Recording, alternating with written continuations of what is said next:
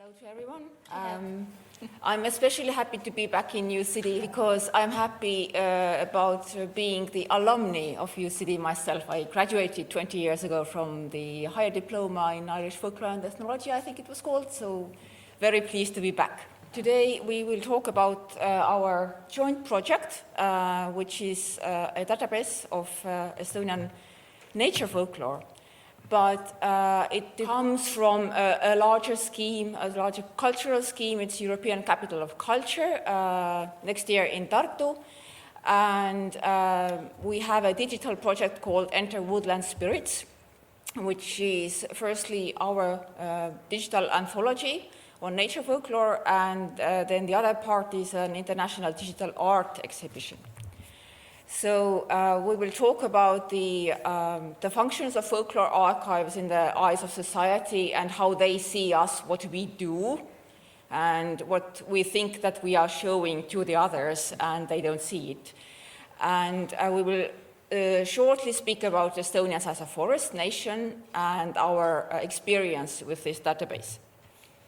So to give you a short historic background, the wider collecting of Estonian folklore began in the 19th century, and it was very largely part of this nation consciousness that happened in the 19th century, so that we also wanted to be someone under this big, happy family of Tsarist Russia. So we were finding ourselves through our folklore and through the development of education and literacy and so on.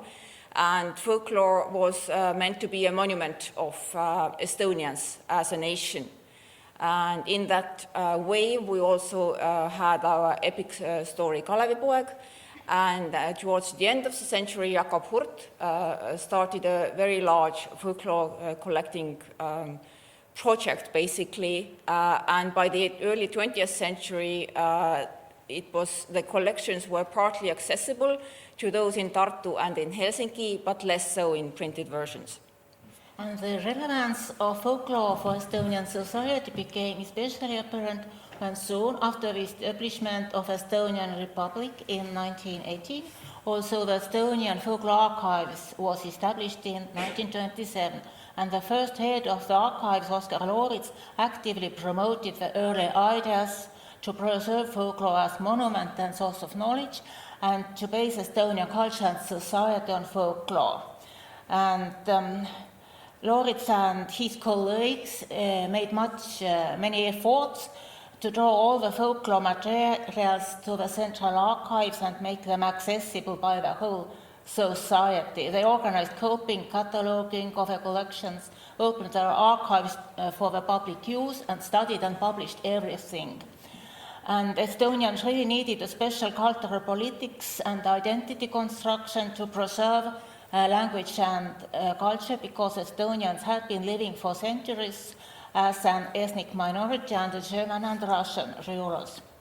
And now the same idea to make folklore collections relevant for the society we have carried on in the 21st century. And one direction of identity construction to see Estonians as forest spirit has become very fruitful today in the context of environmental issues. And although Lorits based it on perhaps German model, Estonians have completely acquired it and feel themselves as forest people. And therefore now, following the traditions of Estonian folkloristics, we decided to contribute to contemporary social discourses with making this Estonian nature folklore website to promote these ideas, people being close relation to nature. So as a part of a larger scheme, we had the European Capital of Culture program provided a year-long kind of schooling or learning process, so that everybody who wanted to have their project presented in the program next year went through this schooling So we had like monthly meetings or something. We learned how to build up our project, how to present it, how to communicate with the society, with the international society. And in the end, then we presented our final idea with the budget, and then the committee decided if you are good enough or not. And we are happy enough to be included in the program, and not so happy about having to find a lot of money for it. And in the process, there were some interesting moments, but very, very educative ones. So as you can read, the feedback that we got for our project proposal was that it's a strong core idea with good potential. It's an important project. It's valuable also to an international auditorium. But it gives the impression that they are trying to finance their daily activities with the money from the project. They plan to open a folklore collection from an ecological point of view could leave a very one-sided impression of this heritage. So, important learning point for us as an archive is that outside of our archives, the people necessarily don't understand how we are financed and what we can do with the money that we actually have, and how many projects we have to apply for to actually give access to people to the national collections. So we constantly had to explain also to this committee what we are really doing and how we are really doing it, and how limited we are financially. So to the outsiders, it seems that we want to present nature folklore in a database and make it available also in other languages, and it should be our daily job financed by ourselves. But this doesn't happen in real life. So we need to be more communicative and more clear in our message how the folklore archives work, at least, well, let's say in Estonian context, that yes, we have some state financing, but a lot of the work is actually done because we apply for projects. And also that if we make a database on a certain topic, it's not kind of leaving out everything else, because in folklore, in culture, things are very interrelated. So it's not just a fraction of something, but it also spreads to many different things. So what we try to do within this database is that, first of all, the amounts of digitized information grow steadily, but it still grows. So the more and more material is accessible online, especially given that with COVID and everything else, people work more and more online. They don't necessarily come to the archive. They want to find information digitally, so that we need to provide access to our material while bearing in mind that there are some limitations because of personal data and so on. And maybe some collections or some interviews or some material are actually closed for research for, let's say, 70 years, or for however long the person has decided that you have to keep my material guarded and safe, and then after that date you can use it. So we also have access problems to our large digital database, which is Kivike.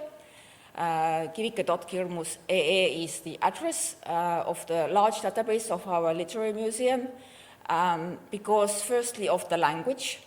The material is in Estonian or in local languages or dialects, and the identification, because largely you need to be in the Estonian state identification system to access the database, so that you are traced if necessary. It also means that those living outside who don't have this ID card or any other digital identification system, they cannot go into the Kivike system. So one idea then is that we want to provide as much access as possible to the available nature folklore in Estonian, and therefore the idea was that platform will be in 3 languages. Well, not exactly in 3 languages, because the South Estonian dialects, there are several of them, but let's say it's 3, it's South Estonian, then Literary Estonian, and English. And of course, we have some translation issues as well, because it also takes some money to have good translators, because as some of you know, folklore is a very intrinsic material linguistically. So if you make a wrong translation and your good fellow colleague is using it, they are using the wrong information and make wrong conclusions. So it has to be a very, very good translation. Now I hope the link works so that we can actually go. We have this address on every slide, so you are welcome to visit our webpage. It is still under development, but quite a lot of materials already, about 1,000 of folklore units. And the material is divided in 9 basic structural units according to topics, for example, soul spirit that relates us to the nature. Here are some introductory comments, and then in subsections are uploaded materials. They are in 2 languages, and if you enter in English, you can see only texts with translations, and if you enter in Estonian part, you can find also texts that you can translate if you want. Here are included sound recordings. I'm not sure if we have sound here.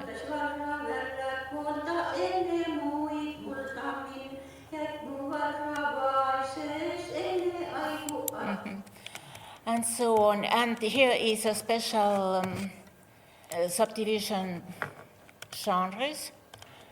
So you can also enter, yes, perfect. Enter by genres and find charms, folk songs, or anything else if you are interested in special genres.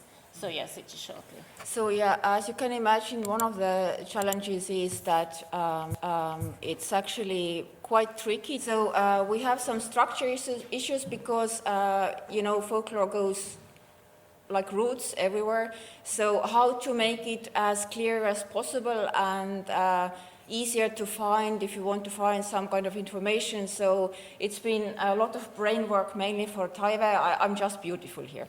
I was at home for 2 years. So, Thank you for beauty. So it's really like trying to give this homogenic material to the outside world as clearly as possible, that people can actually use it and not get lost in it. So it's been a lot of brain work how to present this well, and also because the material is slowly but steadily accumulating, then we have been just discussing how to present certain material that links into different subtopics, or how to present it so that people actually can find different kind of material that they are interested in, because the majority of the users, we hope, are not folklorists. Yes. So we need to think outside the box. Mm-hmm. We need to place ourselves as so-called usual users, not folklorists. So that's an issue. So that's another nice slide, our backup plan in case the internet doesn't work.